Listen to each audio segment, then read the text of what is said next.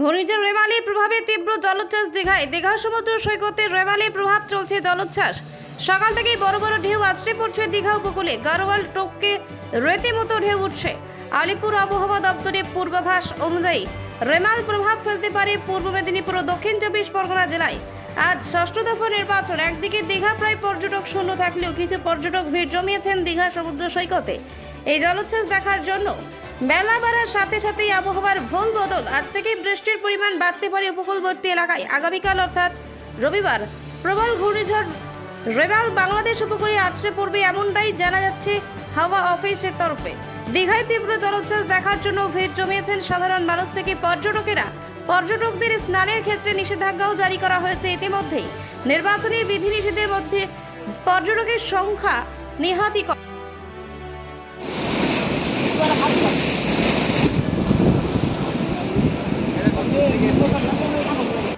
দিদি, আপনার নাম? শ্রেষ্ঠা ব্যানার্জি। কোত্থেকে এসছেন? আমি কলকাতা। আজকে রেমন ঘূর্ণিঝড় আসার আশঙ্কা রয়েছে, দীঘায় জলোচ্ছ্বাস, কি বলবেন? কি ভালো লাগছে, এরকম একটা এক্সপিরিয়েন্স করছি, কিন্তু তার সাথে সাথে একটু চিন্তারও বিষয়, যেহেতু অনেক মানুষ এমন আছেন যারা ক্ষতিগ্রস্ত হন। আমরা যেহেতু শহরে থাকি অতটা এফেক্ট না পেলেও যারা গ্রামে গঞ্জে থাকে বা এরকম এফেক্টেড এরিয়ায় যারা, তাদের জন্য একটু চিন্তা হয় আর কি। জল একদম গাড়োয়াল টপকে ঢেউগুলো পড়ছে, কেমন লাগছে? প্রথম দেখলেন এরকম দৃশ্য? Experience first time. আপনার নাম? সৌমেন পাল, কোত্থেকে এসছেন? তারকেশ্বর থেকে।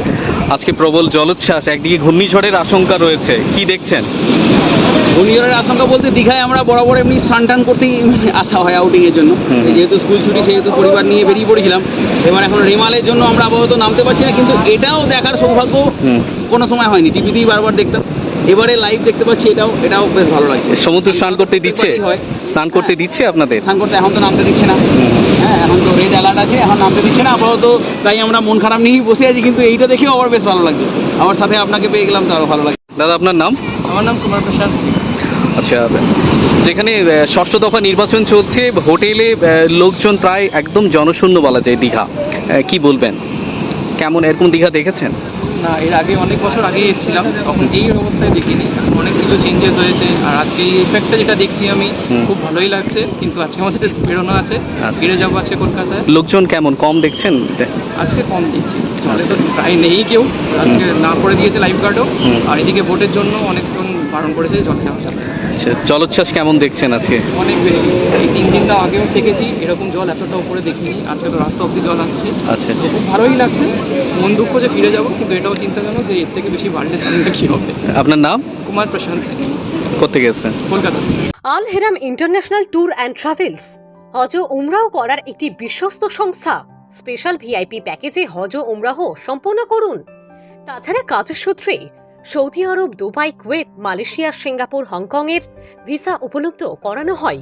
15 বছরের ইন্টারন্যাশনাল সফরের অভিজ্ঞতা সম্পন্ন Al Heram international tour and ট্রাভেলসের কর্ণধার আলহাজ কারি মাওলানা মোহাম্মদ নুরুজ্জামান।